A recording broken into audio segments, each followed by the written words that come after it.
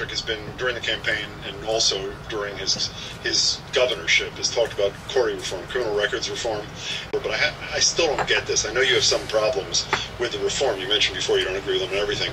Could you explain why it is that if a person is accused of crime and they are acquitted of that crime, why anything related to that charge, they've been acquitted, why anything related to that charge should be available to anybody except the police? I mean, when I say police, I mean law enforcement. Why should any prospective employer, why should any prospective anybody other than law enforcement have a document that says you're arrested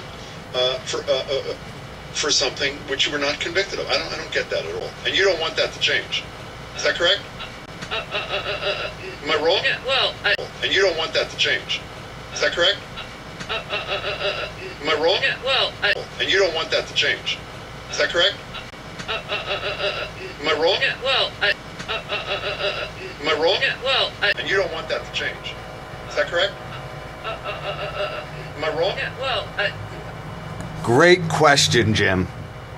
If someone's arrested in Massachusetts and they're found innocent, it's a bullshit charge.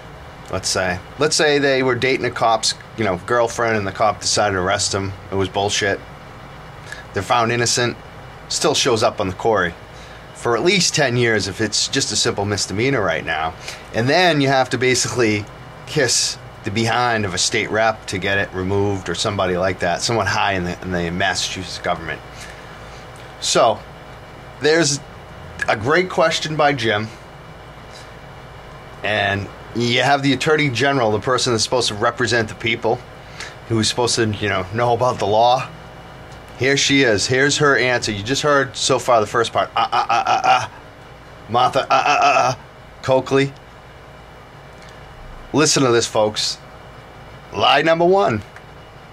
on what part are you wrong? The part about you believe that if you're... There's about 6 questions now. Well, here's one. If you're accused of a crime, you're acquitted, you don't believe the original arrest should be excised from your CORI record for law enforcement, and in that circumstance, there are very few people who would have access to that record of law enforcement. How about employers?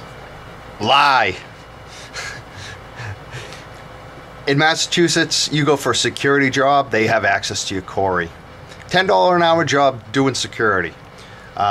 You go for a job as a school teacher, they have access to your CORI. You go for a job as an RN, they have access to your CORI. You go for a job in the medical field at all, the financial investments field, CORI. Basically, if you're a hotel worker, they could check your CORI. If you work at McDonald's, they could check your CORI. Do you know basically the only place they don't check your CORI? The employer, Martha Coakley. The government is, the state government of Massachusetts is the only one that doesn't actually check the CORI. And what she's going to say next, it only applies to employees like herself. It doesn't apply to the rest of us out there who are struggling to make a living, who have been arrested for one joint, like myself. People that she says doesn't exist, I exist. I can't have it removed for 10 years. And then I have to petition a state rep? Give me a break for one joint of medical marijuana. And she's going to say that you could have it sealed. You have it sealed, that's the worst thing you can do in a marijuana case. I mean, it's ridiculous. If you have it sealed, it basically tells the employer that you did something crazy that you have to have covered up. Something like rape, pedophile, etc., etc.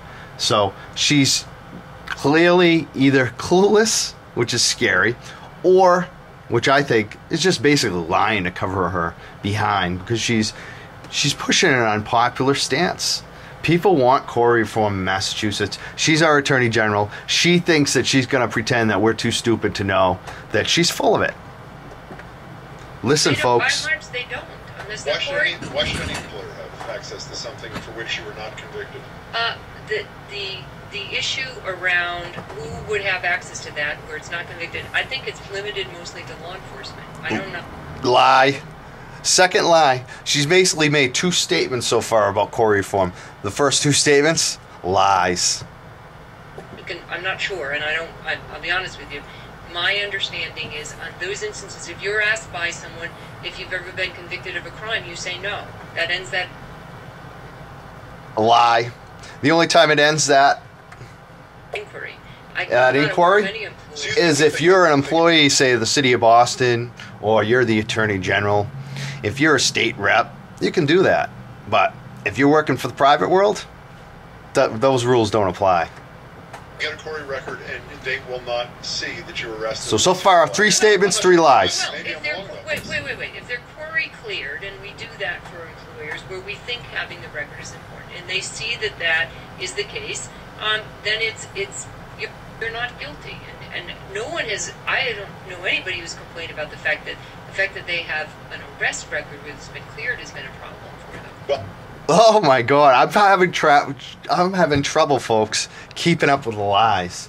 I think this is lie number 4, because she said she doesn't know anybody. I'm one person. I've had problems because I got arrested for 1 joint, and I have to wait 10 years to get this cleared up if I somehow probably kiss the behind of an elected official.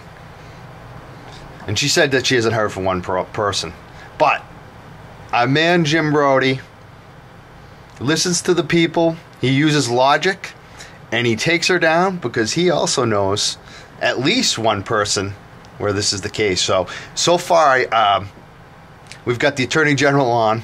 She's given us a which was classic, and 4 lies. And Jim Braude is going to call her on it. Watch this, folks. I know there are quite a few people. I mean, one who's a very high-profile person who not only, but I know this is an extreme example. And we had in the studio, there was a documentary made by my colleague Iris Adler about Neil Miller, who was convicted and went to jail for raping someone, and he was ultimately totally acquitted. I mean, the charges were dropped after the fact. That was an erroneous conviction, and then but it's still on his record. No, He says when he went for, I mean, this is a couple of years ago, when he goes for a job, the fact that he was accused of rape is still, and what, an employer's going to say, well, you didn't do it, so I'm not worried about it? The issue around, I mean, he has options if he wants to get that record sealed, he wants to get it excised in those instances where Lie number 5. Man, Martha, you're the Attorney General, and so far it's been in 5 consecutive lies.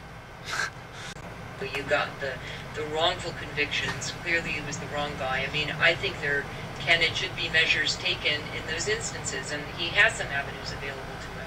You know, there are a lot of issues around a long period of time when you've been in jail, and if he certainly should be able to explain it, should be able to say, I was wrongfully convicted, I got my money back, whatever, and that shouldn't be held against him. I agree with that.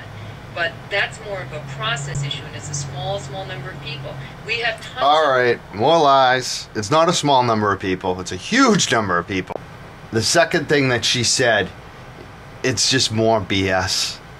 It's just ridiculous how much BS this lady is pushing. She's basically now saying that she supports CORI reform, but she won't support it. I mean, what she just advocated for in that little last 10, 20 seconds was what CORI reform is what we want to see happen.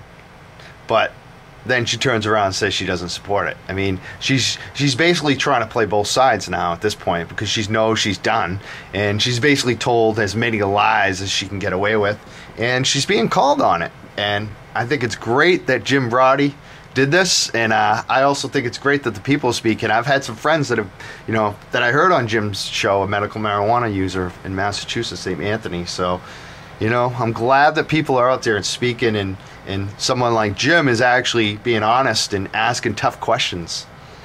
She's the Attorney General of the Commonwealth. Line's full. We'll take your calls when we come back on 96.9 WTKK.